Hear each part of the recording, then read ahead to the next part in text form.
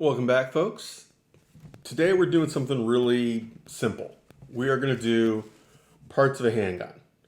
And using my HK compact, mostly because it's got a hammer, so it's a little more universal than a striker in terms of display.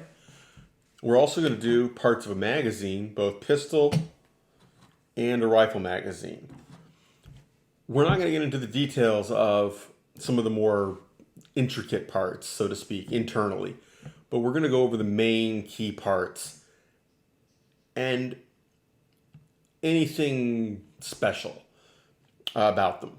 So this is going to be a general overview. We're not getting into different kinds of rifling or the million kinds of different hammers or trigger shapes or anything like that. This is literally hey, this is what we call that. So that if you're in a store, you're talking to your buddies, you're using all the same terms and you know what they're talking about when they say the crown of my barrel, it got dinged. You know what they're talking about as opposed to guessing or picking it up from context eventually. Simple stuff. At this point, I'm going to move the camera. It's going to be aiming pretty far down so that you can see what's here on the table as I do it. So, see you in a minute.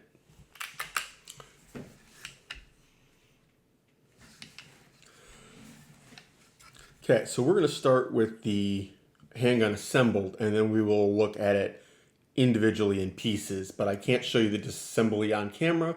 YouTube frowns on that. It's one of their rules, is no assembly, disassembly, or modification.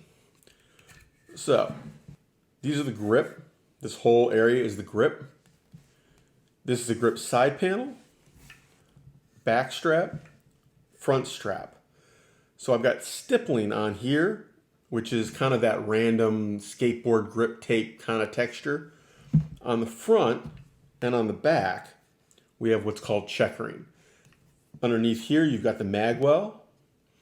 And inside the magwell, going up the back on most handguns, but not all, is what's called the mainspring. The mainspring is for your trigger. Well, for the hammer specifically. It's the spring that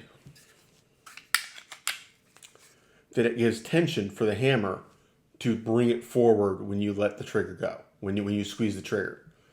So if you squeeze the trigger and you don't have a mainspring, your hammer is just going to kind of flop there. That's the one that does that. The mainspring is not the recoil spring, which we'll show you later. Hammer. The whole lower half here, not including the light, is the frame. The upper half is the slide.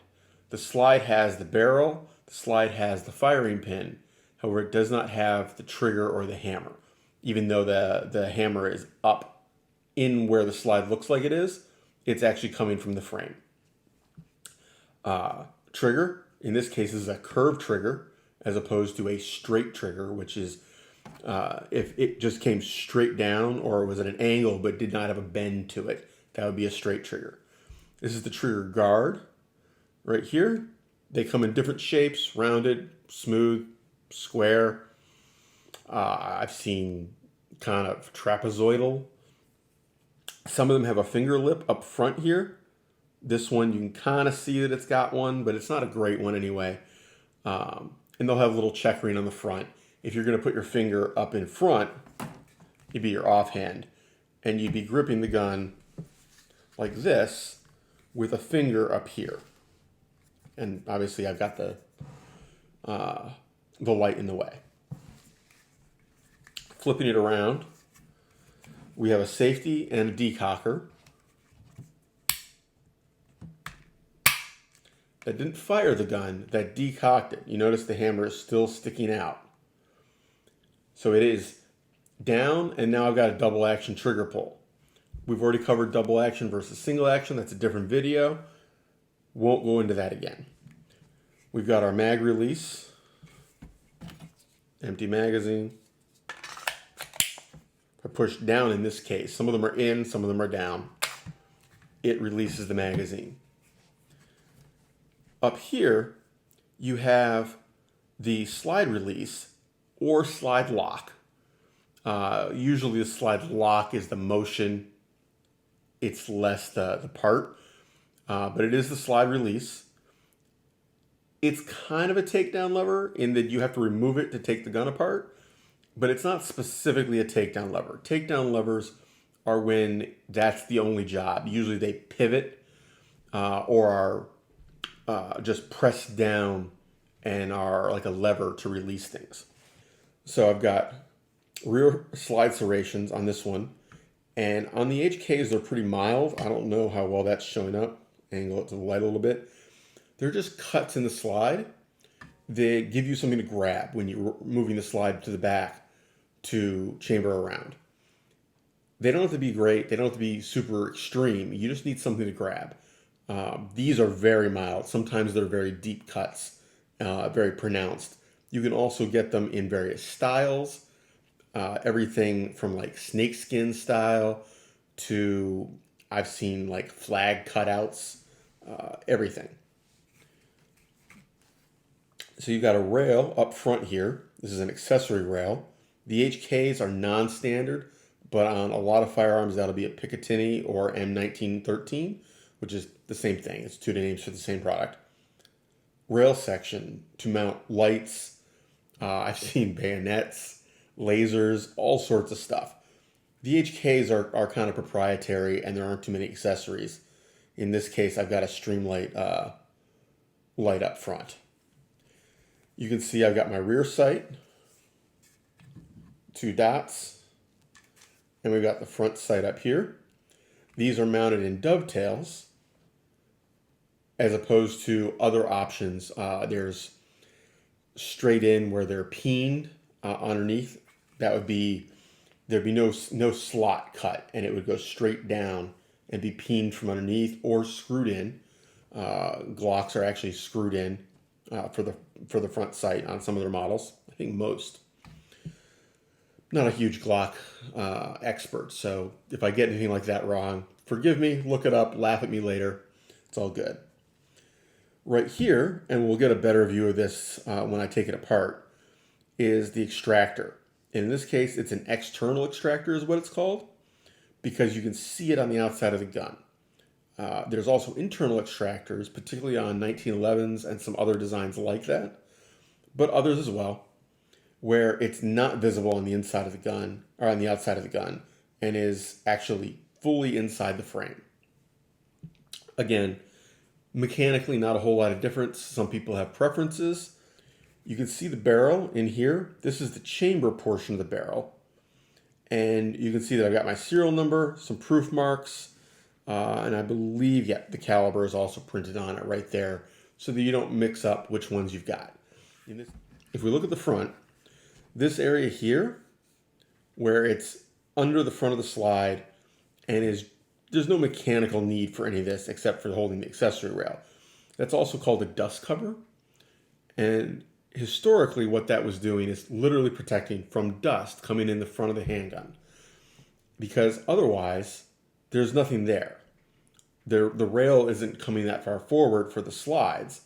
So, I got some schmutz. I'll have to clean that off later. I haven't cleaned it since my range trip yesterday.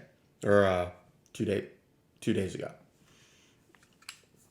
So also in here, you've got the guide rod, the recoil spring guide rod. The spring is compressed to the back right now. So you've got the recoil spring guide rod. We've got the muzzle of the barrel here. The crown. Do I have something that's not? We'll live with it. The muzzle is the front, the very front of it. Most people consider it just the end of the barrel, the front of the barrel. But what they aren't referring to is the actual very face. The very face, the edge of the rifling, the last part that the bullet touches as it leaves the barrel is the crown. And the crown is critical for accuracy. Any issues with the crown, that is the last point of contact you have with the bullet. So if you ding that up or chip it or just anything, it's going to affect your shot, and it may be drastic. You actually have the rest of the barrel, which comes all the way back. We'll show you that in a minute. I think we are good. I'm going to have to cut the rest of this out when I disassemble this, and then we'll bring you back in.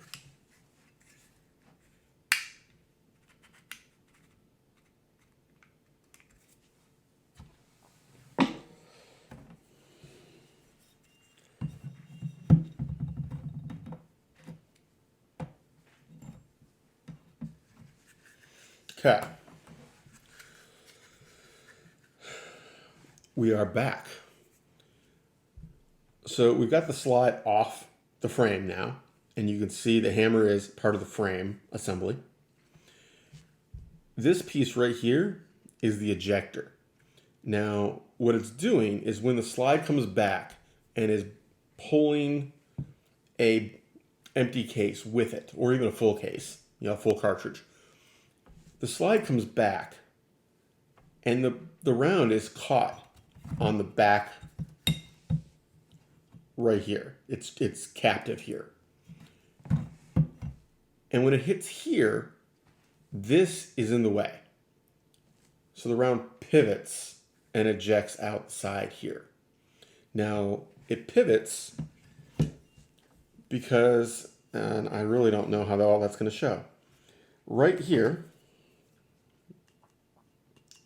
is the front of the extractor. And it's a claw. It's a curved claw shape. Okay? But it's spring loaded.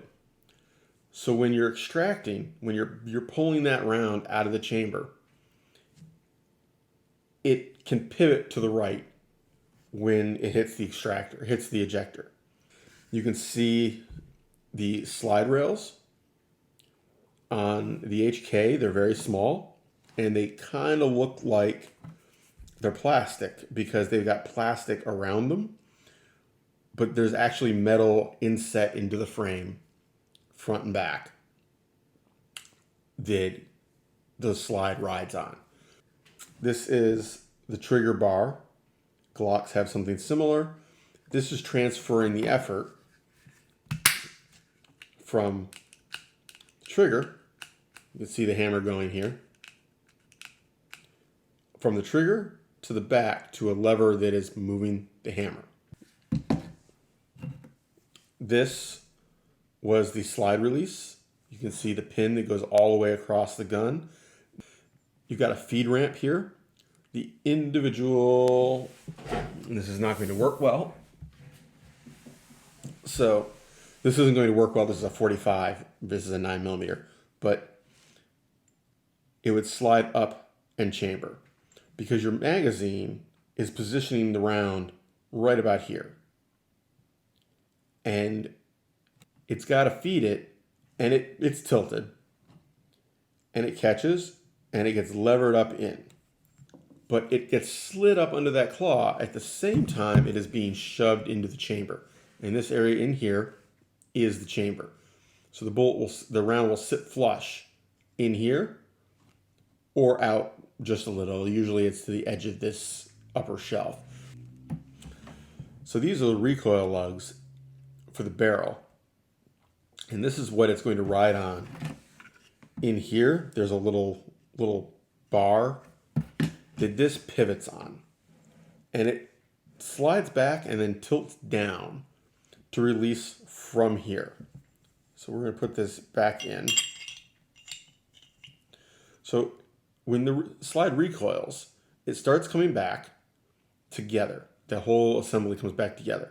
And then the barrel gets pulled down by that lug down here. At that point, the slide keeps going. And it extracts the round from the chamber. And then it comes back, and the lugs push the barrel up, locking it into the frame, or into the slide. Okay, that doesn't move inside. Comes back, drops, slides, goes forward, up. That is how that works on massive percentage. I would say 90% of the modern handguns out there, this has become a default standard mechanism for doing this. This is the recoil spring, and you got a little buffer spacer there to cut down the recoil jolt. It just protects the metal parts a little bit. So this is a captive system, meaning this spring, the recoil spring, does not come off of it. It's captured at both ends and isn't loose. On some guns, you slide it on, and then when you slide it into the slide, it compresses. This is already pre-done. This part rides right there and locks the whole system together. This part catches under the edge of that. Oops, this is up there, okay. And when this gets compressed, you're actually pulling this back with the slide and compressing it. Okay, this front ring is captured in the front of the slide, in that opening from the inside.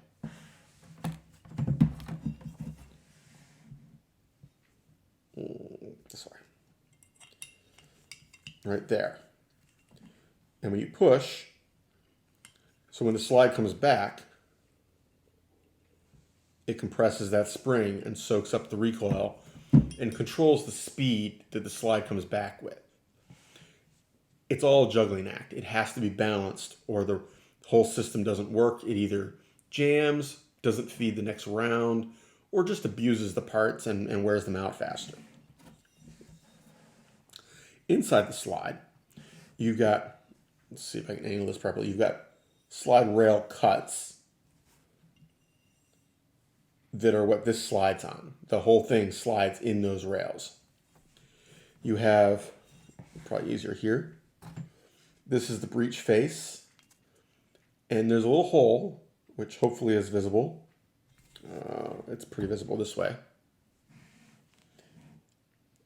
I can't tell what's on camera and what isn't here, guys, sorry. That's the firing pin hole. And you can see the extractor there. And then this little lug, this little bar here, most of that bar is holding rounds down into the magazine. It's keeping them from popping up into the frame until it's clear. And then one round comes up to the top here. It's still locked into the magazine, okay? But it's now at the top of the magazine. And this little spot at the bottom of the breech face catches sort of like that. That is not, obviously not cockeyed and all screwed up like that, but it's the closest I can get it to stay. It catches on the edge of the rim and pushes it forward into the chamber. And it'll pivot up and in on the breech face. So it's sliding in multiple ways to get chambered. So on a lot of handguns, you'll see a plunger right here, and that compresses. Okay. What that is a safety mechanism. Most of them are set up so that if you haven't pulled the trigger, and actually it's visible on this one, you see how this little lever right here,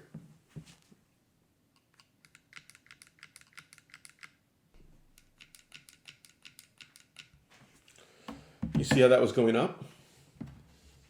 That would push this up.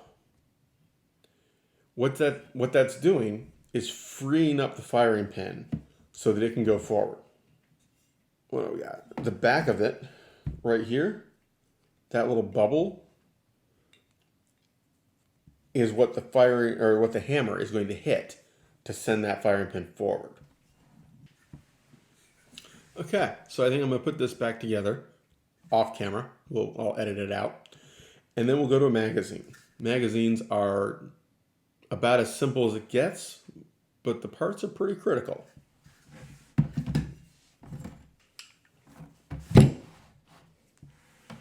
Okay, so first I'm going to show you the parts of a disassembled rifle magazine. Now this is for an AR-15 or anything that uses AR-15 magazines, M16 magazines. It's a pretty common standard for a lot of firearms. This is the main body. It is hollow. You have the feed lips up here, one on either side. Now, this is called a staggered feed, where it's a double stack magazine and it feeds from both sides. Meaning that when a round comes up, it'll be on this side, and then it'll be on this side. And it can feed from either side. And they're staggered. And so it's like one here, and then one here, one here.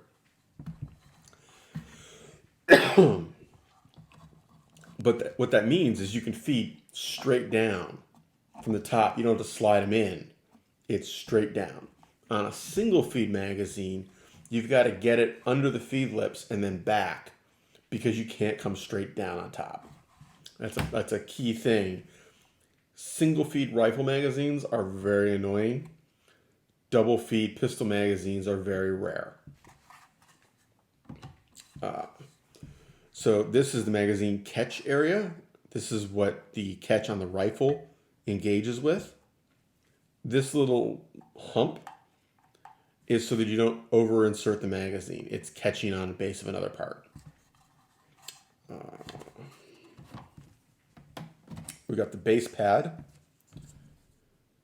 These normally slide off to the front. I have seen some that slide to the back, but that's relatively rare. And usually it's obvious because one side is open and one side is closed. This is the spring. And you've got another base plate here that is common. A lot of magazines have a second base plate, and it doesn't just go straight to the main pad. And also, it's really a lot easier to push this in when there's something there rather than a free spring. This is a pretty standard spring. Nothing special. This is not a stainless steel one.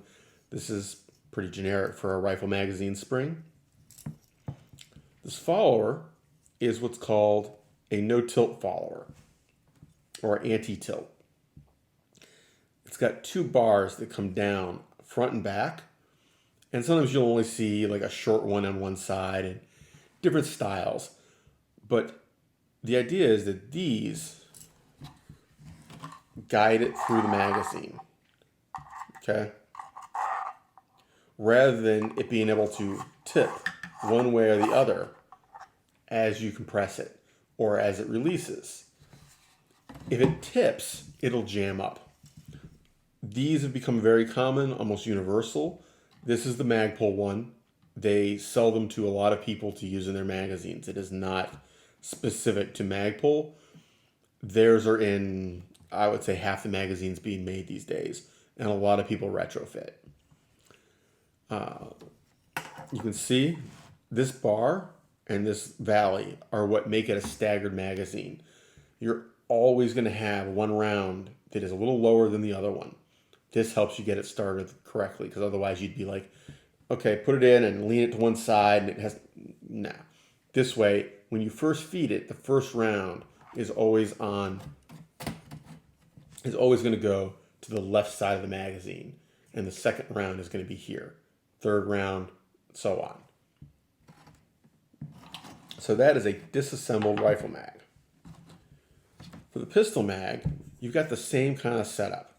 I've got a single feed, the follower, feed lips. Feed lips control the angle, and they also help contain the round, so the round can't just go popping out the top. But other than that, their main job is to present the cartridge correctly so that it slides up into that chamber properly. Otherwise, it would jam. Got the catch, base plate. In this case, it's got a little finger spot. And then what you've got is holes telling me, if I can see brass through there, that's how many I've got loaded. In this case, this is a older magazine that is registered Connecticut. Gotta love it. And it goes up to 13. You'll see all sorts of sizes out there. I've seen 50s even for handguns. They stick way out and sometimes have a little drum at the bottom. But you can also kind of see that it is welded in the back here. Most pistol magazines are stamped metal that is folded and then either welded tack welded, or otherwise bonded in the back. Polymer magazines, and that's also true for aluminum or steel rifle magazines.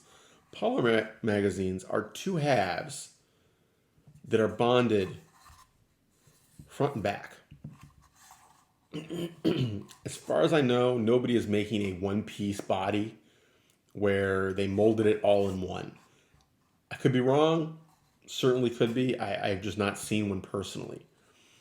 If anybody knows how Magpul welds these, I'm very curious. I don't know if these are heat welded, as in friction, or chemically welded, or what their process is. Is there some sort of adhesive in there? What do they use? I'm curious. So if you know, put it in the comments. Little manufacturing marks so that they can track lots and other issues if they have a problem. That is about it. I'm hopefully going to edit this down and get it down to something a little more reasonable for time. We're not going to disassemble this. It's almost exactly the same as this, right on down to slightly being an anti-tilt follower. So those were the main parts of a handgun and a magazine. Hopefully that is helpful for you. If it was, welcome to the firearms community. If it wasn't, well, I mean, either I didn't explain it well enough or you already knew all of it and I'm not sure why you're still here. So take care, have fun, stay safe, y'all. Keep shooting. Say hi.